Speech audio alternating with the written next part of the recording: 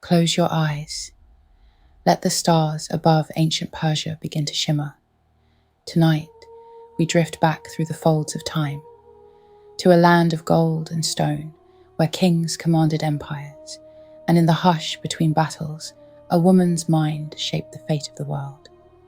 Her name was Atossa, and though her name is scarcely whispered today, she was once the heartbeat of Persia's royal court, daughter of Cyrus the Great, mother of Xerxes, whisperer to kings, heir to empires.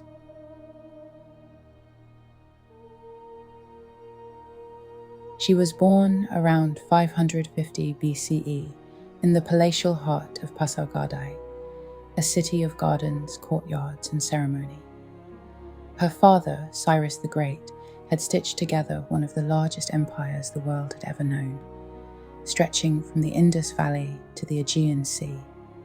The Persian court moved like poetry, with columns rising like trees, gardens perfumed with myrtle and roses, and feasts of flatbread, dates, stewed lamb, and chilled wine, sweetened with pomegranate.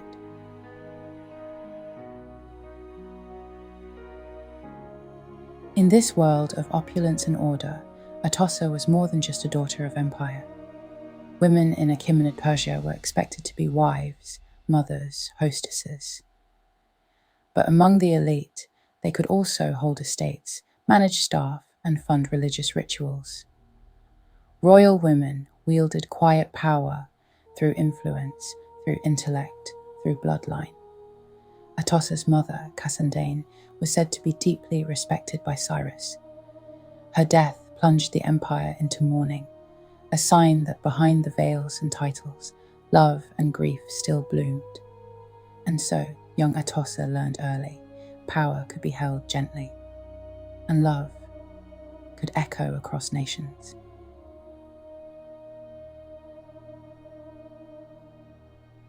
As the Achaemenid Empire grew, so did the weight upon Atossa's slender shoulders.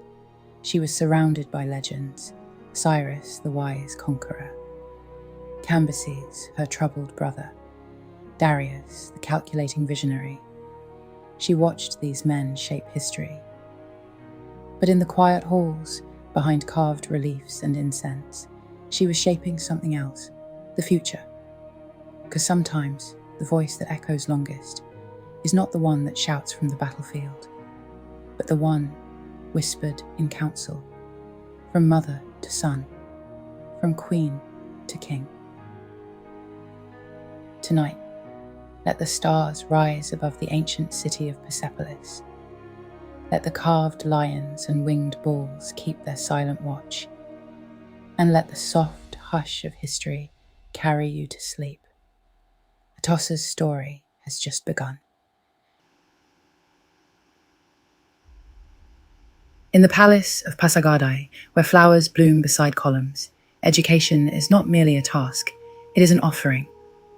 Atossa is taught by the finest minds in the empire: scribes, astrologers, priests of Ahura Mazda.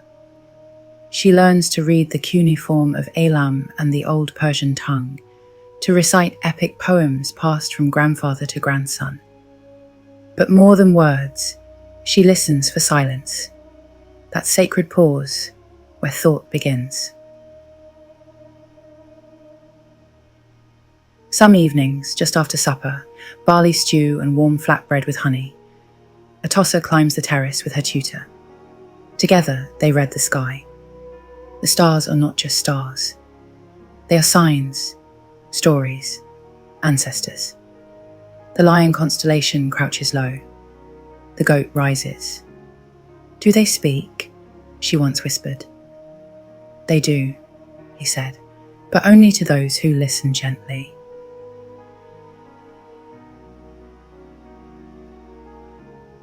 At night, her mother braids her hair.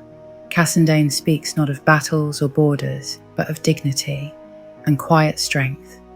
"You are the daughter of Cyrus," she says, "but you're also your own kingdom." Atossa nods, memorizing the words like a sacred verse. She does not dream of crowns. She dreams of knowing, of shaping stories that will outlast empires.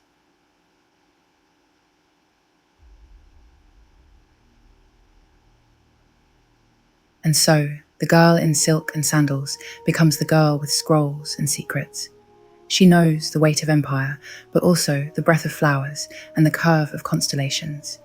She walks the line between throne and thought, a quiet path that few notice until it changes the world. The sun rises gently over Persepolis, casting golden light through stone columns and flowering courtyards. Incense curls in thin threads toward the sky. A hush still holds the palace, but not for long. Queen Atossa is already awake, wrapped in silken robes the colour of pomegranate. Her feet glide over marble tiles warmed by dawn. She is not simply the wife of a king. She is the mother of an empire.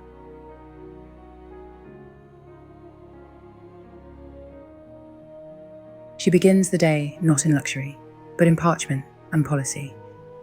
In a vaulted room lined with clay tablets and papyrus scrolls, Atossa meets with scribes and envoys, petitions from Elam, updates from Lydia, a quarrel over irrigation in the east. The empire is vast, but her mind is precise. She listens with a stillness of stone, then speaks, clearly, briefly. Her advice does not thunder. It settles like snow, quiet, but irrevocable. Later, in the quiet gardens behind the palace, Atossa sits beside a pool of clear water. Her son, Xerxes, is by her side, still a boy, not yet the conqueror. Together they read the verses of Zoroaster, not aloud, but with hands folded, lips still. He who leads, she tells him, must first know how to listen. He who rules, she adds, must know what not to say. She teaches not with commands, but with questions that stay in the heart long after they're spoken.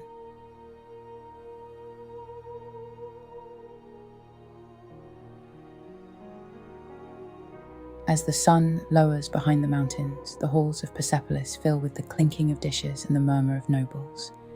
Atossa hosts the evening banquet. But this is no mere feast. It is theatre. It is diplomacy. She greets every noblewoman with familiarity, every foreign emissary with perfect courtesy. Fruit is served, dates, figs, pomegranate seeds nestled in silver dishes, lamb with mint, flatbreads warm from the fire. But more nourishing than the food is her presence.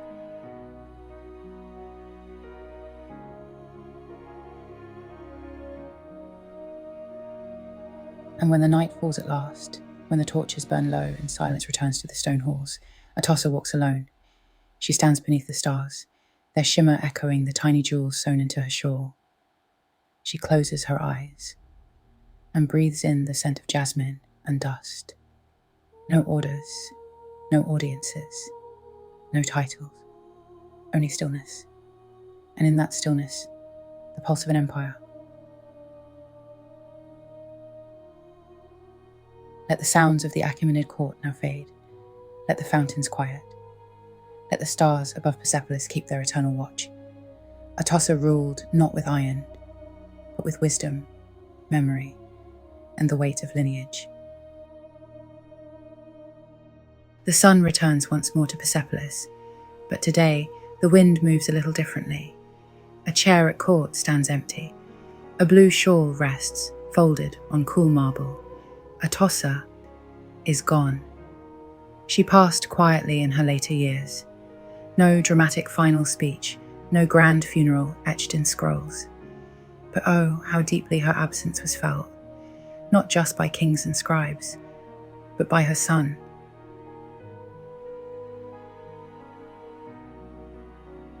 Xerxes, the mighty king who would one day invade Greece, was once just a boy beneath her gaze, and long after her death, he carried her voice inside him, its questions, its calm, its clarity. Some say it was Atossa who urged him to rule, who advised him to embrace kingship when he doubted, who taught him to wield power not with cruelty, but with conviction. She never ruled by title, yet she ruled by influence. But centuries passed, empires fell, languages changed, the palaces of Darius and Xerxes crumbled, and the memory of Atossa faded like dust on stone. Her name, once spoken in reverence, was left out of many scrolls. Some historians misremembered her, others ignored her altogether. Perhaps because she never led armies, perhaps because she worked in silence. History forgets women who speak softly.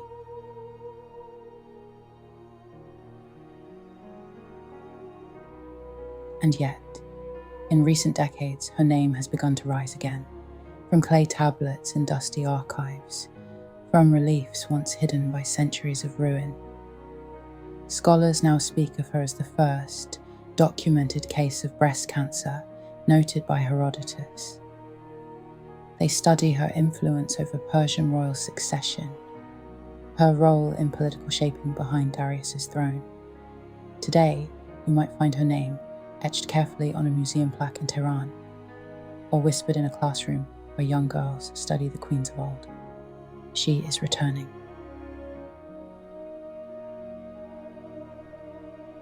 So rest now, in the glow of Persepolis under stars.